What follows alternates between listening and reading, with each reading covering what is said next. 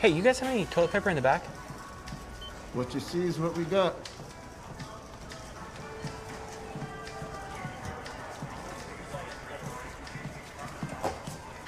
Really, dude?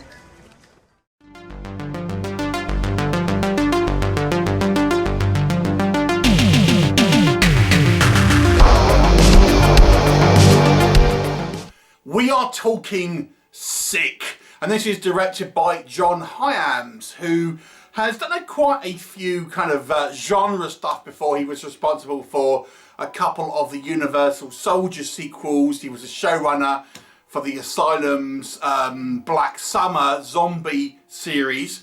So here he is as a director of Sick. Now with that title, you may be expecting it some type of gory, you know, extreme kind of horror. It isn't. It's a COVID slasher movie. Now we have seen a few movies that have kind of used the COVID-19 pandemic as a backdrop. A lot of them are kind of zombie films. There's been a couple of haunting ones. Here we have a slasher.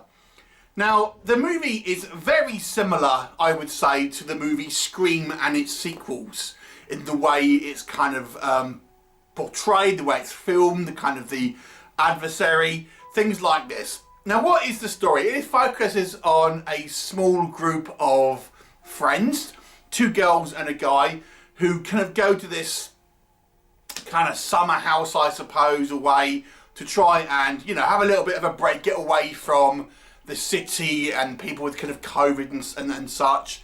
But they are stalked by a masked killer. Now, this ties into the kind of the COVID-19 pandemic. I won't say exactly how that you know, is the case, but nonetheless it does. Now what will happen? You'll have to watch the movie and find out. So let us discuss what I think works with Sick. I think the opening is very strong. Now when this movie opened, we have that sort of typical thing that the slasher movies will often do, and have like a kind of a victim, the first kill, so to speak. I have to say I was a little bit kind of like, oh, are we going to get a male protagonist? That will make a nice change. No. No, we're not. Not that I'm saying there's anything wrong with female protagonists, but my God, in horror films, it's all there ever seems to be.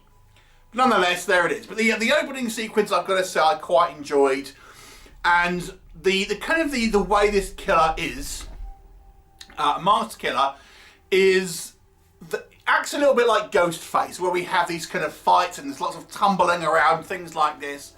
Then we get onto our kind of our story main, and what I would say here is the movie is very confidently directed. Let me just say that. Now, the director here has got a somewhat of a large filmography. He's worked as a writer, producer, director. So you'd expect an assured hand behind the camera. I think that definitely does show here. And the production quality is reasonable. I mean, it's ultimately taking place, the majority of it, within this kind of, this large kind of summer type house. But, you know, the kind of the camera placement, the cinematography, the kind of the way, you know, the actors are directed, I think is pretty, you know, strong, assured hand. I mean, it's nothing particularly artistic necessarily. It's nothing I would say that really kind of stands out in regards to individual kind of like you know, mark on the film, but it's confidently directed and with an assured hand for definite. The things that tie back to the kind of the pandemic, you know, now in 2023 when I'm kind of watching this, and it'll kind of make you think, oh yeah, I remember when there was kind of no toilet rolls and things like this. You know, it's a short enough kind of time ago where you can kind of remember it, but you've kind of moved on from it, so to speak. So, but it is quite, it's almost quite fun to have that kind of situation that will remind you of what happened a couple of years ago and some of the kind of the things that were there. I think the acting is reasonably solid here.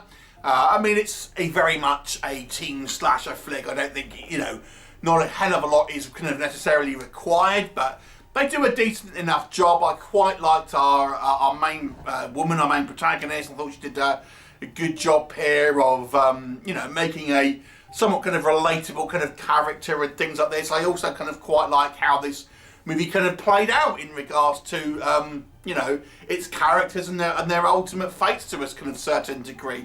Again, I don't want to kind of go into specifics. Like I said, this kind of plays a little bit like Scream in the fact that there's lots of kind of rough and tumble when we are, you know, we're fighting, you know, this kind of like masked antagonist. So it will remind you of that movie. So if you like that kind of less kind of like stalking and being kind of menacing, more just kind of like, you know, people running panicked and fighting with whatever they can. So it definitely has that kind of Scream comparisons, and even kind of the way, you know, we get the kind of the phone calls at the kind of like to sort of warn the people at the beginning, kind of get them kind of scared, things like that. It definitely is clearly influenced by Scream. It's basically Scream with a low budget in the pandemic, essentially. So it's quite a punchy film in regards to kind of pacing. I thought that was all pretty good. So what can I say that maybe does not work quite as well? No, I will say I think for the undemanding slasher fan, this movie is perfectly serviceable. There isn't, I would say, anything glaringly, you know, negative necessarily about this movie. I will say it's fairly kind of confidently directed, you know, reasonably acted. I think the characters are kind of quite well defined. You know, it does have that kind of that tie-in which kind of gives it this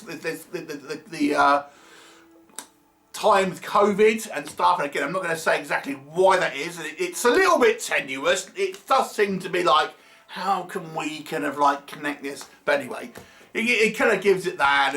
It's interesting, unique selling point to a degree, although it really is, as I say, somewhat of a tenuous hook. But it's, although I think this is like, you know, a very much a serviceable kind of slasher film, it doesn't really ever feel like it goes beyond that. It never really feels like it does anything particularly kind of special.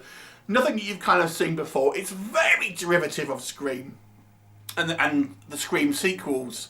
And I do feel here it does get just, you know, it does get into a little bit silly territory. It does go into kind of some lazy territory. What do I mean? I mean, again, let me give you a couple of small examples. There's a sequence, for example, where someone gets their throat slit and they immediately die. Like straight away, throat slit, dead. And obviously that's not going to happen. People are going to kind of bleed out and they're going to start kind of, you know, choking and stuff like that. They're not going to instantly die when they're especially it's a relatively kind of light cut. It's not like they're taking their head off or anything. And we have another character whose leg is broken, and although it's on a splint, they're kind of hobbling around without kind of much kind of real pain and things like that. So there's these kind of like little, you know, elements here that just don't really kind of make sense, and kind of you can kind of point the holes out and kind of nitpick if you want. Again, this movie's not particularly trying to be kind of realistic, but you know, there it is. The way it ties back in with COVID. Now, at the beginning of the movie, we see this kind of this sequence where we have a character in a supermarket, and there's all the kind of like the shelves are bare, people are panic buying and things like this, and people are getting funny about masks. And I thought that was an interesting kind of sequence, because that's when it's, I would say, the most overt necessarily during the pandemic, and then it's largely forgotten through the bulk of the running time until it's kind of called back again at the end. Again, I'm trying to be vague here, I don't want to kind of necessarily spoil it for you. But the whole reason this killer is doing what they're doing is to do with COVID, but what they're doing seems to put them in that same position, it would necessarily. So I don't know if it kind of seems counterproductive. Again, I'm trying to be vague, but give you the general idea there. I don't think the aesthetic of the killer, although it's trying to kind of have that, you know, COVID mask kind of style thing, it doesn't look particularly threatening, and it just looks like some guy in a hoodie. You know, it's not exactly the most kind of terrifying kind of look here. It's largely shot in kind of quite bright light, so again, it's kind of like maybe not particularly kind of scary. It almost feels more like an action film to a degree rather than a horror film. Because of, as I say, the aesthetic of the killer, the bright kind of lighting. We get a couple of kind of sequences outside, but for the most part, it's all very well lit. So the killer is very kind of well illuminated all the time. So it ends up becoming, as I say, less of a horror, because we don't really get that sense of fear.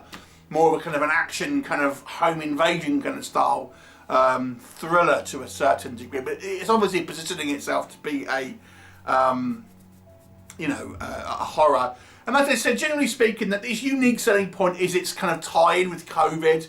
And it's a fairly weak tie-in, I'm going to be honest with you. It just seems to me that they kind of like try to work backwards and come up with this movie around to try and get, this movie around the tying it into COVID rather than it being necessarily feeling particularly kind of natural. But it's a serviceable movie. In actual fact, I would say it's probably slightly above average because I do feel it's very confidently made. And I can't really fault it outside of a few logic issues outside of its, it's kind of, the way it's made, its performances, the direction. It's pretty solid. I'll give it a 6 out of 10, but I don't really think it's necessarily stands out from the crowd in any meaningful way. But a solid slasher if you like, the Scream style kind of slasher movies. Have you seen it? What did you think of it? Leave me a comment and I shall look forward to seeing you next time. Bye for now.